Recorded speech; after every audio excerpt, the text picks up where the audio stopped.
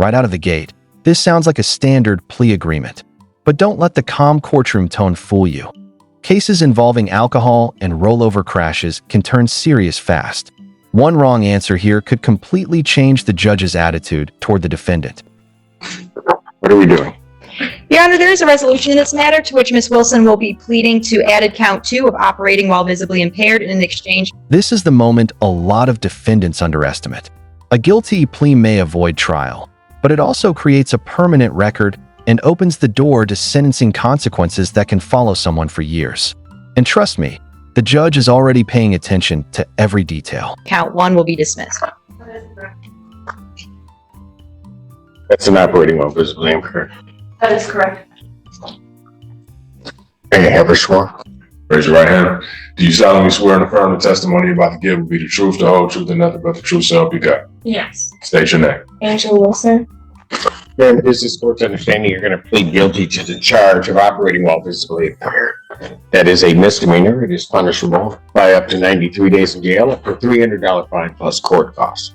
The court could order you to pay the cost of the prosecution as well as the cost of any emergency governmental services, order any rehabilitative services or community service the court deems necessary. You understand that? Yes. Okay. Understanding all of that, do you still wish to plead guilty? Yes. And to that charge, how do you plead? And there it is, the detail that changes everything.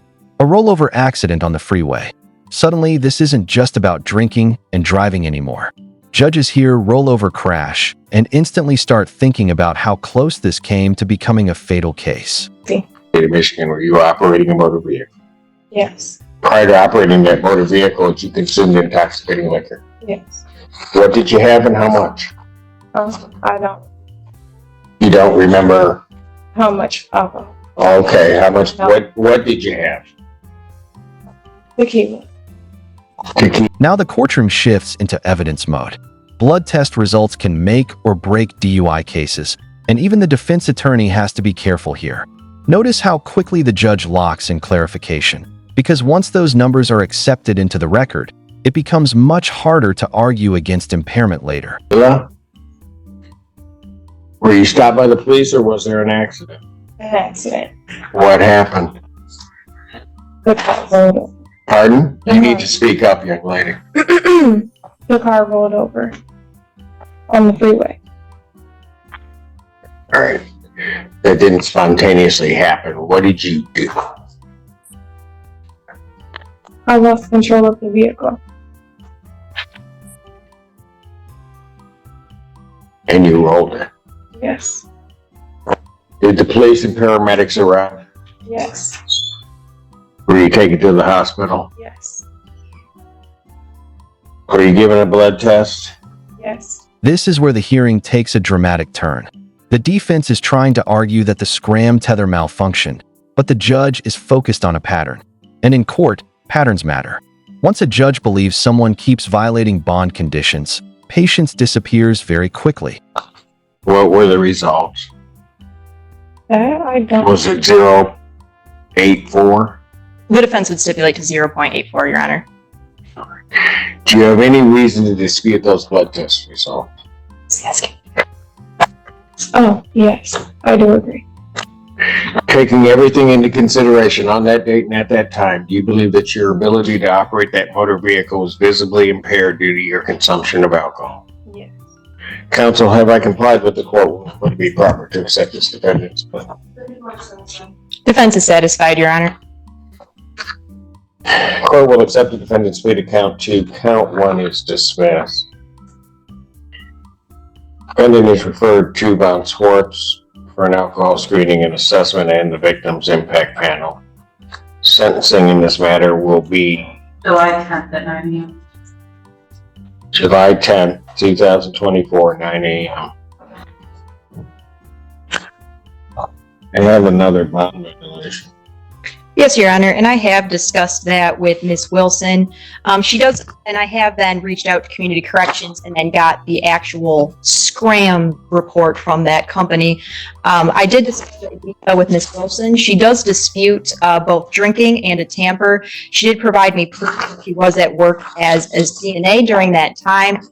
Further, both in the bond violation report I received from Scram, as well as my client confirmed, she received a new Scram tether on May 28th due to it was either a software update or some sort of malfunction. She had 0 violations for the entire month of May. She got a new tether on May 28th. And then on May 31st, there was an alleged tamper that started at, I believe it was 7:10 a.m. in the morning and stopped at 10:29 at night. During that time, my client was at work from 6:54 a.m. to 3 p.m. She denies drinking What whatsoever. time did the accident happen? I'm sorry? The offense, what time was she at work there at that point too?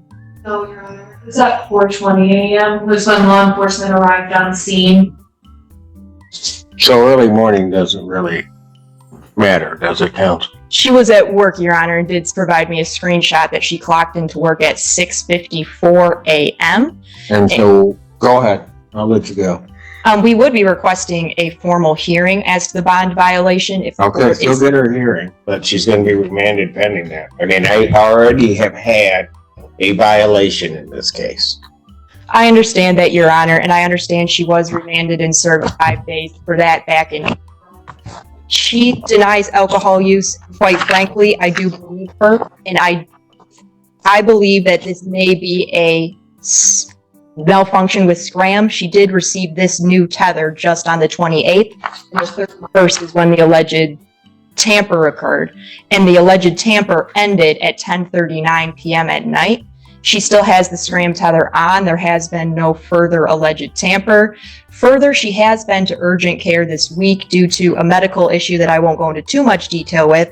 I did provide a copy of the doctor's note that she received from that urgent care to Your Honor.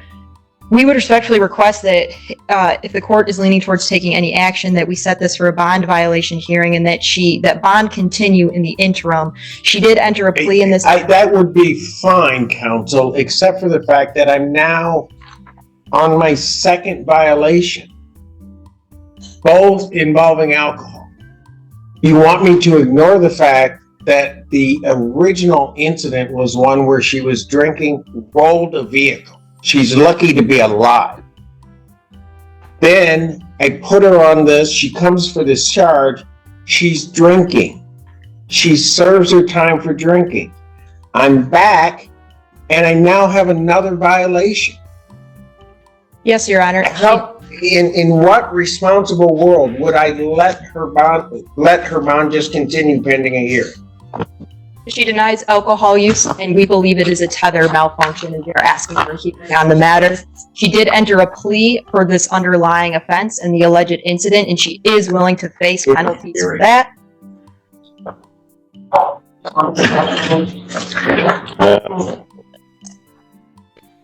Yeah, because, well, give me the in custody sentencing date, first of all. Changing your sentencing date, what? June 25th at 9 a.m. Sentencing will be June 25th, 2024 at 9 a.m. We will move that up. Got a time for a bond hearing I can do. The 25th. My bond hearing date. That's my date that I have. Fine, right? The 12th is the sentencing. Yeah. Well, but the 24th we have trials and Yes. like, right? We'll set a bond hearing on this matter for June 24th, 2024, 9 a.m. Pending the hearing, we'll be setting him out of 10,000, make it 5,000 cash. You can actually hear the judge's frustration building here. From the court's perspective, this isn't just a technical violation anymore. It's a public safety issue. And when a judge starts talking about someone being lucky to be alive, that usually means leniency is rapidly leaving the conversation.